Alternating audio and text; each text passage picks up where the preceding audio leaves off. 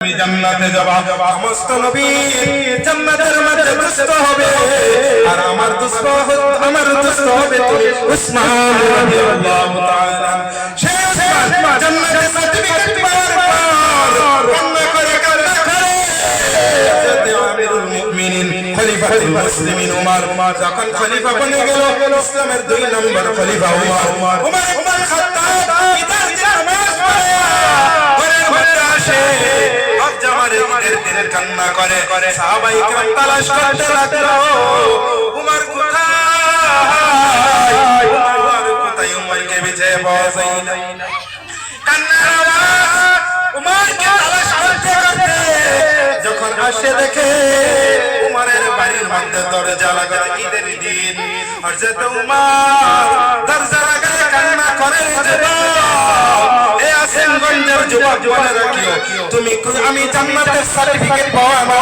আমি তুমি জান্নাতে যাব কিনা আল্লাহ ভালো জানে তুমি আমি কত কত ইবাদত করেছি আল্লাহই ভালো জানে কিন্তু উমর ইবনে খাত্তাব জান্নাতের সার্টিফিকেট পাওয়ার পর ঈদের দিন দরজা মারে ঘরের মধ্যে বসে কান্না শুরু করলো হাদিসের মধ্যে এসেছে একাতে সাহাবা 2 নম্বর কন্দের মধ্যে উমর কান্না করে হযরত আবু হুরায়রা বলে উমর কোথায় উমর কান্নার আওয়াজ হে উমর কান্না করেন কেন আজকে ঈদের দিন কান্না করার জন্য উমর ইবনে খাত্তাব বলেন ওই আমার মায়ের নবী সাহাবারা শুনে আজকে কান্না করার দিন হলো আজকে খুশি হওয়ার দিন ওই ব্যক্তির জন্য जिनके अल्लाह ताला 30 रोजा रखाর পর maaf করে দিয়েছে আমি উমর কে আল্লাহ maaf করে কিনা জানি না অতএব আমার জাহান্নাম ছাড়া বুঝ রাস্তা নাই এই কথা বলে উমর হাও হাও করে কান্না করতো হযরত আবু বকর সিদ্দিক রাদিয়াল্লাহু তাআলা জঙ্গলের মধ্যে দাঁড়িয়ে দেখতো গাছ কাশা দিয়ে বলতো তুই কত ভাগ্যবান রে গাছ তোর বদলে যদি আমি আবু বকর গাছ হয়ে যাইতাম জানো আমাকে খেয়ে ফেলতো আমার কোনো হিসাব হইতো না হযরত আবু বকর কান্না করে হযরত উসমান রাদিয়াল্লাহু তাআলা উপরে কান্না করে রে যুবক এই করিমগঞ্জের মুসলমান তুমি আমি এই নবীর উম্মত যেই নবী তোমার আমার জন্য উহুদের ময়দানে দমদম শহীদ করেছে যেই নবী তোমার আমার জন্য দমদম শহীদ করেছে যেই নবী তোমার আমার জন্য মাথার মধ্যে আঘাত করেছে যেই নবী তোমার আমার জন্য কষ্ট করেছে কোনদিন শান্তি গাই নাই সেই নবী এখনো মদিনায় সে কাঁদতেছে আজকে তুমি আমি গুনাহগারের মধ্যে পড়ে আছি তুমি আমি দুনিয়ার দানের মধ্যে দৌড়াইতেছি হতে আমার জান্নাতে আসাই কোন আমলের খবর নাই এই জন্য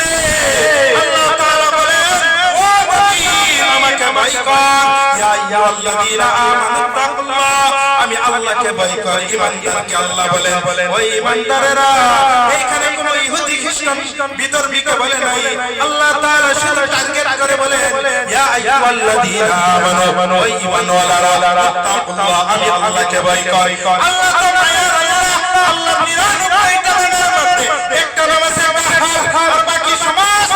নাম রহমান রহিম গফফার এত নাম থাকার পরে আল্লাহ বলে ও মুমিন আমাকে আমি আল্লাহকে ভয় কর কিসের জন্য ভয় করার জন্য বললেন এই আয়াতে তাফসীরের মধ্যে মুফাসসির کرام জবাব বলে আল্লাহ আবু বকর জাসসাস রাহিমাহুল্লাহ বলেন ইয়া আইয়ুহাল্লাযীনা আমানু তাকুল্লাহ আল্লাহকে ভয় করার মানে হলো আল্লাহর জাহান্নামকে ভয় করো কাকে কথা কইতা কাকে ভয় করো জাহান্নামকে ভয় করো আমরা ভয় করি যারা বলে ভয় করি কথা কই না বুঝেন না আপনারা বিবির মুখে দেখুন ভয় আমরা ভয় করি যদি ভয় তাহলে ভয়ের নাই ভয়ের মত না ভয় কেমন ভয় করছিস বেরা আল্লাহ তাআলা বলেন আমার হক যিনি ভয় করেন এতটুকু হক